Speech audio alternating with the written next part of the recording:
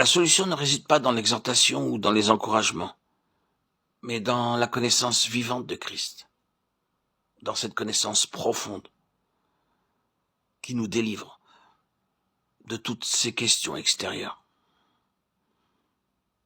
Christ est tout.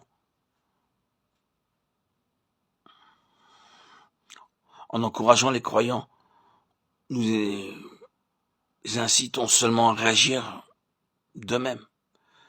Mais lorsque Dieu leur ouvre les yeux, ils connaîtront Christ. C'est en cela qu'est la vraie solution.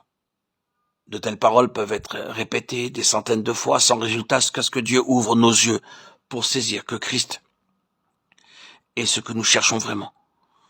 Beaucoup le connaissent comme le Seigneur qui les justifie, néanmoins ils ont peur de Dieu, parce qu'ils ne connaissent pas Christ comme leur justice.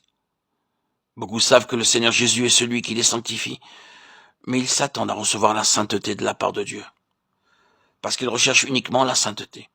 Puisque le Seigneur est celui qui les sanctifie, ils lui demanderont la force pour être saints. En agissant ainsi, ils découvriront bientôt leur impossibilité d'être saints. Ce n'est que lorsque Dieu aura ouvert leurs yeux et leur aura donné la lumière pour voir que Christ est leur sainteté, que leur difficulté sera surmontée. Car Christ est alors devenu la sainteté en eux. Connaissez-vous le Seigneur Jésus comme votre sauveur ou comme votre salut, comme votre rédempteur ou comme votre rédemption, comme votre libérateur ou comme votre libération, comme celui qui vous sanctifie ou comme votre sanctification, comme celui qui vous justifie ou comme votre justification. La connaissance de ce qu'il a fait, c'est une connaissance élémentaire, mais le connaître lui dans ce qu'il est, c'est une connaissance beaucoup plus profonde.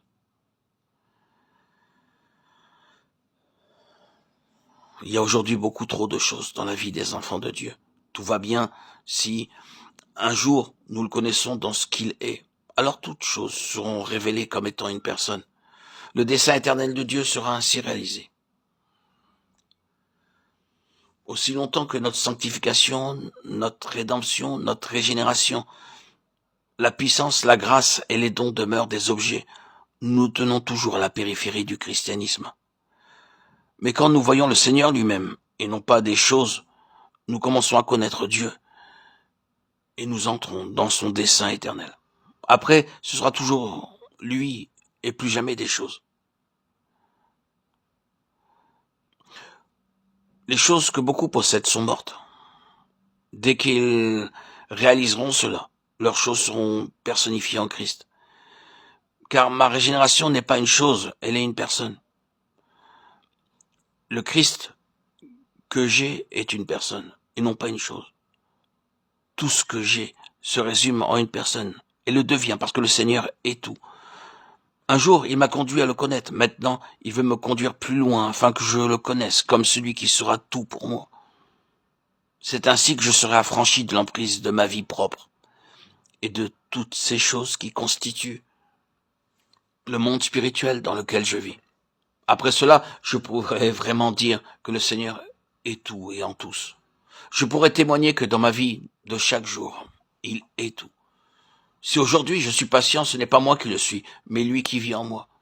Si j'aime aujourd'hui, ce n'est pas parce que j'essaie de faire de mon mieux pour aimer, car la force d'aimer n'est pas en moi, mais c'est parce qu'il y a quelqu'un qui aime en moi. Si aujourd'hui je pardonne, ce n'est pas à cause de ma générosité, de mes efforts ou de mes capacités, mais en raison de celui qui vit en moi et qui pardonne toujours. Il est vraiment mon pardon.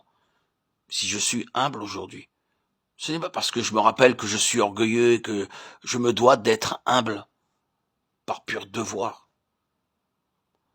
Mon humilité ne se manifeste pas parce que je supprime mon orgueil ou à cause de ma résolution d'être humble. Non.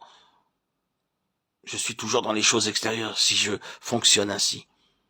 C'est la personne de Christ qui est humble en moi. C'est ce qui s'appelle la loi de la vie.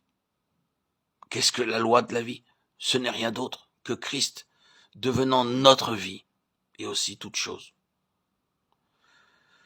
Par conséquent, frères et sœurs, auditeurs, auditrices, je désire que tous nous demandions à Dieu de nous ouvrir les yeux afin que nous puissions réellement voir que tôt ou tard, toutes choses passeront, mais que Christ demeurera dans la vie de chacun d'entre nous, dans toutes nos activités au quotidien.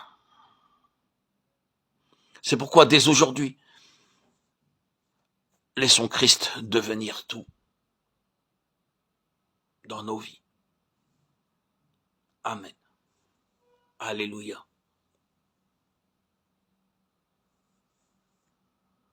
Gloire à Dieu au plus haut des cieux, et paix sur la terre aux hommes qu'il aime. Alléluia.